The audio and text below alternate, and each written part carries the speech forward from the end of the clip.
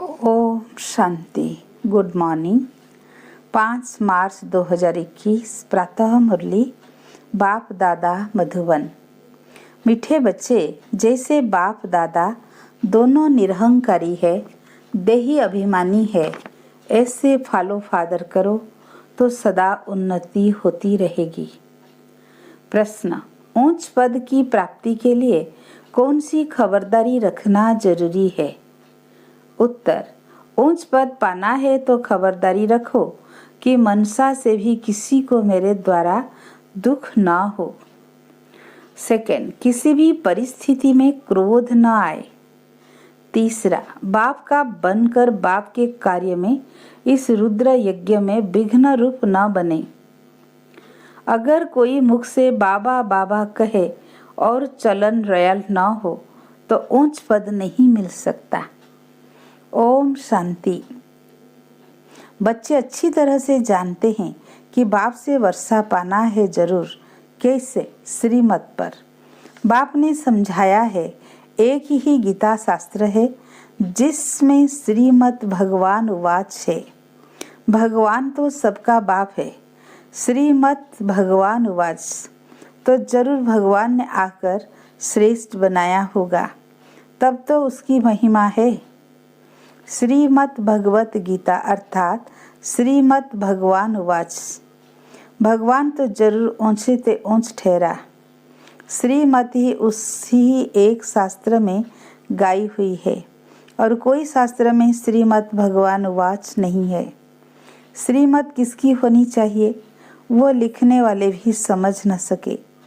उसमें भूल क्या हुई है वो भी बाप आकर समझाते हैं। रावण राज्य शुरू होने से ही रावण मत पर चल पड़ते हैं। पहले कड़े ते कड़ी भूल इन रावण मत वालों ने की है। रावण की चमाट लगती है। जैसे कहा जाता है शंकर प्रेरक है, बम शादी बनवाए हैं, वैसे 5 विकारों रूपी रावण प्रेरक है मनुष्य को पतित बनाने का। तब तो पुकारते हैं पतित पावन आओ। तो पतित पावन एक ही ठहरा ना।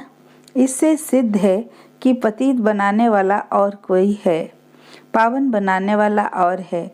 दोनों एक हो नहीं सकते। यह बातें तुम ही समझते हो नंबरवार पुरुषार्थ अनुसार। ऐसे मत समझना कि सभी को निश्चय है, नंबरवार है। जितना निश्चय है उतनी खुशी रहती है। बाप की मत पर चलना होता है। श्रीमत पर हमको यह स्वराज्य पद पाना है। मनुष्य से देवता बनने में देरी नहीं लगती है। तुम पुरुषार्थ करते हो, मम्मा बाबा को फॉलो करते हो, जैसे वह बाप समान बनाने की सर्विस कर रहे हैं। तुम भी समझते हो हम क्या सर्विस कर रहे हैं और मम्मा बाबा क्या सर्विस कर रहे हैं। बाबा ने समझाया था कि शिव बाबा और ब्रह्मा दादा दोनों इकट्ठे हैं, तो समझना चाहिए कि सबसे नज़दीक हैं। इनका ही संपूर्ण रूप सूक्ष्म वतन में देखते हैं तो जरूर यह तीखा होगा। परंतु जैसे बाप निरहंकारी है, देही अभिमानी है, वैसे यह दादा भी निरहंकारी है। कहते हैं कि शिव बाबा ही हमेशा शिव बाबा ही समझाते रहते हैं। जब मुरली चलती है तो बाबा खुद कहते हैं कि समझो कि शिव बाबा इन द्वारा सुना रहे हैं। यह ब्रह्मा भी जरूर सुनता होगा। यह न सुने और न सुनाए तो ऊंच पद कैसे पाए। परंतु अपना देह अभिमान छोड़ कहते हैं कि ऐसे समझो कि शिव बाबा ही सुनाते हैं। हम पुरुषार्थ करते रहते हैं, शिव बाबा ही समझाते हैं। इसने तो पतित पना पास किया हुआ है। मम्मा तो कुमारी थी तो मम्मा ऊंच चली गई। तुम भी कुमारियां मम्मा को फॉलो करो। गृहस्थियों को बाबा को फॉलो करना चाहिए। हर एक को समझना चाहिए कि मैं पतित हूँ, मुझे पावन बनना है। मुख्य बात बाप ने समझाया कि याद की यात्रा मुख्य है। इसमें देहाभिमान नहीं रहना चाहिए। अच्छा कोई मुरली नहीं सुना सकते तो याद की यात्रा पर रहो। यात्रा पर रहते मुरली चला सकते हैं, परंतु यात्रा भूल जाते तो भी हर्जा नहीं। मुरली चलाकर फिर यात्रा पर लग जाओ, क्योंकि वो वाणी से परे वानप्रस्थ अवस्था है। मूल बात है देही अभिमानी ही बाप को याद करते रहे और चक्र को याद करते रहे, किसी को दुख न दे, यही समझाते रहे बाप को याद करो। यह है यात्रा। मनुष्य जब मरते हैं तो कहते हैं स्वर्ग पधारा। अज्ञान काल में कोई स्वर्ग को याद नहीं करते हैं। स्वर्ग को याद करना माना यहाँ से मरना। ऐसे तो कोई याद नहीं करते। अभी तुम बच्चे जानते हो हमको वापिस जाना है। बाप कहते जितना तुम याद करेंगे उतना खुशी का पारा चढ़ेगा, वर्षा याद आएगा। जितना बाप को याद करेंगे उतना हर्षित भी रहेंगे। बाप को याद न करने से भूंजते हैं, गुटखा खाते रहते हैं। तुम इतना समय याद कर नहीं सकते। बाबा ने आशिक मासूक का मिसाल भी बताया है। वह भल धंधा करते हैं और वह भल खर्चा चरखा चलाती रहती तो भी उसके सामने मासूक आकर खड़ा हो जाता। आशिक मासूक को याद करते, मासूक फिर आशिक को याद करते। यहाँ तो सिर्फ तुमको एक बाप को याद करना है। बाप को तो तुमको याद नहीं करना है। बाप सबका मासूक है। तुम बच्चे लिखते हो कि बाबा आप हमको याद करते हो। अरे जो सबका मासूक है वो फिर तुम आशिकों को याद कैसे कर सकेंगे? हो नहीं सकता, वो है ही मासूक, आशिक बन नहीं सकता। तुमको ही याद करना है। तुम हर एक को आशिक बनना है उस एक मासूक का। अगर वो आशिक बने तो कितने को याद करे? यह तो हो नहीं सकता। कहता है कि मेरे ऊपर पापों का बोझ थोड़ी ही है जो किसी को याद करूं। तुम्हारे ऊपर बोझा है। बाप को याद नहीं करेंगे तो पापों का बोझा नहीं उतरेगा। बाकी मुझे क्यों किसको याद करना पड़े? याद करना है तुम आत्माओं को। जितना याद करेंगे उतना पुण्य आत्मा बनेंगे, पाप कटते जाएंगे। बड़ी मंजिल है। देही अभिमानी बनने में ही मेहनत है। यह नॉलेज सारी तुमको मिल रही है। तुम त्रिकालदर्शी बने हो। नंबरवार पुरुषार्थ अनुसार सारा चक्र तुम्हारी बुद्धि में रहना चाहिए। बाबा समझाते हैं तुम लाइट हाउस हो ना, हर एक को रास्ता बताने वाले हो, शांति धाम और सुख धाम का। यहाँ सब नई बातें तुम सुनते हो। जानते हो कि बरोबर हम आत्माएं शांति धाम के रहवासी है। यहाँ पाठ बजाने आते हैं, हम एक्टर है। यही चिंतन बुद्धि में चलता रहे तो मस्ती चढ़ जाए। बाबा ने समझाया है आदि से लेकर अंत तक तुम्हारा पाठ है। अभी कर्मातीत अवस्था में जरूर जाना है, फिर गोल्डन एज में आना है। इस धुन में रहते अपना कल्याण करना है। सिर्फ पंडित नहीं बनना है। दूसरे को सिखाते रहेंगे, खुद उस अवस्था में नहीं रहेंगे तो असर पड़ेगा नहीं। अपना भी पुरुषार्थ करना है। बाप भी बताते हैं कि हम भी याद करने की कोशिश करता हूँ। कभी माया का तूफान ऐसा आता है जो बुद्धि का योग तोड़ देते हैं। बहुत बच्चे चाट भेज देते हैं। उंडर खाता हूँ कि ये तो हमसे भी तीखे जाते हैं। शायद बेग आता है तो चाट लिखने में लग जाते हैं, परंतु ऐसी अगर तीखी दौड़ी पहने तो नंबर 1 में चले जाए। परंतु नहीं, वो सिर्फ चार्ट लिखने तक है। ऐसे नहीं लिखते कि बाबा इतनों को आप समान बनाया, और वो भी लिखे बाबा हमको इसने यह रास्ता बताया है। ऐसा समाचार नहीं आता है तो बाबा क्या समझेंगे? सिर्फ चार्ट भेजने से काम नहीं चलता। आप समान भी बनाना है। रूप और वसंत दोनों बनना है, नहीं तो बाप समान नहीं ठहरे। रूप भी बसंत भी एक्यूरेट बनना है। इसमें ही मेहनत है। देह अभिमान मार डालता है। रावण ने देह अभिमानी बनाया है। अभी तुम देही अभिमानी बनते हो। फिर आधा कल्प के बाद माया रावण देह अभिमानी बनाती है। देही अभिमानी तो बहुत मीठा बन जाते हैं। संपूर्ण तो अभी कोई भी बना नहीं है। इसलिए बाबा हमेशा कहते हैं कि किसी को भी दिल को रंज नहीं करना है, दुख नहीं देना है। सबको बाप का परिचय दो। बोलने करने की भी बड़ी रॉयल्टी चाहिए। ईश्वरीय संतान के मुख से सदैव रत्न निकलने चाहिए। तुम मनुष्य को जीवदान देते हो, रास्ता बताना है और समझाना है। तुम परमात्मा के बच्चे होना, उनसे तुमको स्वर्ग की राजाई मिलनी चाहिए। फिर अब वो क्यों नहीं है? याद करो, बरोबर बाप से वर्षा मिला था ना। तुम भारतवासी देवी देवताएं थे, तुमने ही 84 जन्म लिए। तुम समझो कि हम श्री लक्ष्मी नारायण के कुल के थे। अपने को कम क्यों समझते हो?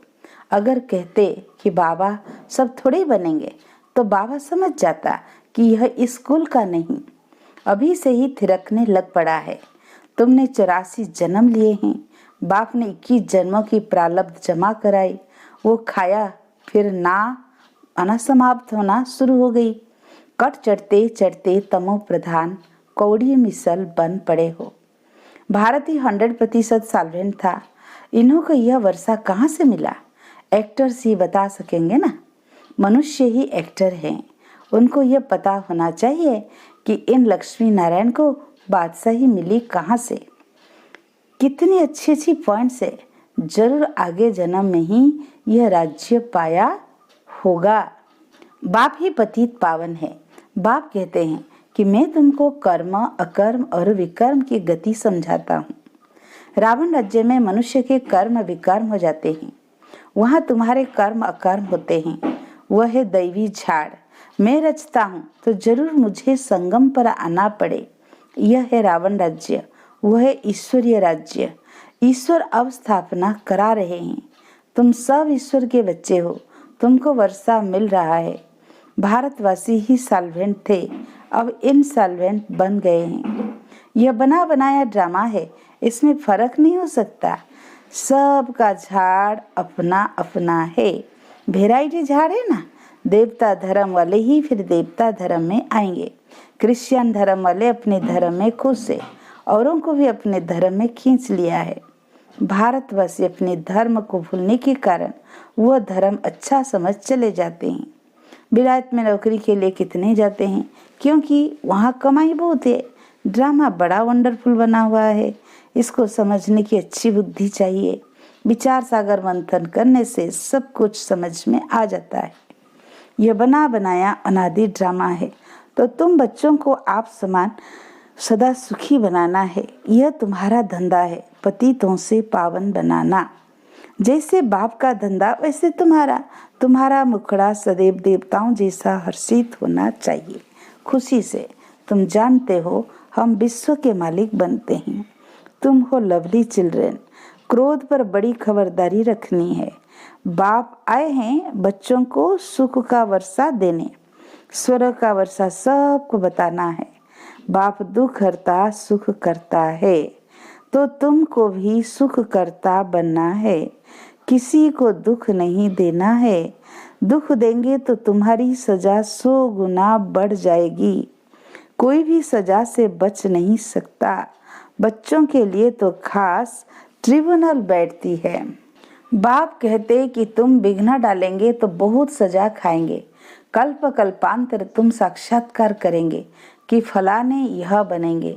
आगे जब देखते थे तो बाबा मना करते थे कि न सुनाओ। अंत में तो एक्यूरेट मालूम पड़ता जाएगा। आगे चलकर जोर से साक्षात्कार होंगे। वृद्धि तो होती जाएगी, आबू तक क्यों लग जाएगी। बाबा से कोई भी मिल नहीं सकेंगे। कहेंगे ओहो प्रभु तेरी लीला। यह भी गाया हुआ है ना। विद्वान पंडित आदि भी पीछे आएंगे, उन्हों के सिंहासन हिलेंगे। तुम बच्चे भी तो बहुत खुशी में रहेंगे। अच्छा, मीठे मीठे सिकी लदे बच्चों प्रति माता पिता बाप दादा का याद प्यार, ऐसी याद प्यार एक ही बार मिलती है। जितना तुम याद करते हो उतना तुम प्यार पाते हो। विकर्म विनाश होते हैं और धारणा भी होती है। बच्चों को खुशी का पारा चढ़ा रहना चाहिए। जो भी आए उनको रास्ता बताएं। बेहद का वर्षा बेहद के बाप से पाना है। कम बात है क्या? ऐसा पुरुषार्थ करना चाहिए। अच्छा, मीठे मीठे सिकी लदे रूहानी बच्चों प्रति रूहानी बाप दादा का याद प्यार और गुड मॉर्निंग। रूहानी बाप की रूहानी बच्चों को नमस्ते। हम रूहानी बच्चों की रूहानी बाप दादा को याद प्यार गुड मॉर्निंग नमस्ते नमस्ते। धारणा के लिए मुख्य सार। पहला पॉइंट, बोलने चलने में बहुत रॉयल बनना है। मुख से सदैव रत्न निकालने हैं। आप समान बनाने की सेवा करनी है। किसी की दिल को रंज नहीं करना। सेकेंड पॉइंट, क्रोध पर बड़ी खबरदारी रखनी है। मुखड़ा सदैव देवताओं जैसा हर्षित रखना है। स्वयं को ज्ञान योग बल से देवता बनाना है। आज का वरदान, सदा पश्चाताप से परे प्राप्ति स्वरूप स्थिति का अनुभव करने वाले सद्बुद्धिवान भाव। जो बच्चे बाप को अपने जीवन की नया देकर मैंपन को मिटा देते हैं, श्रीमत में मनमत मिक्स नहीं करते, वो सदा पश्चाताप से परे प्राप्ति स्वरूप स्थिति का अनुभव करते हैं। उन्हें ही सद्बुद्धिवान कहा जाता है। ऐसे सद्बुद्धि वाले तूफानों को तोहफा समझ, स्वभाव संस्कार की टक्कर को आगे बढ़ने का आधार समझ, सदा बाप को साथी बनाते हुए साक्षी हो हर पाठ देखते सदा हर्षित होकर चलते हैं। आज का स्लोगन, जो सुखदाता बाप के सुखदाई बच्चे हैं, उनके पास दुख की लहर आ नहीं सकती। अच्छा, ओम अब तेरे बिन एक पल ना बीते बाबा, अब तेरे बिन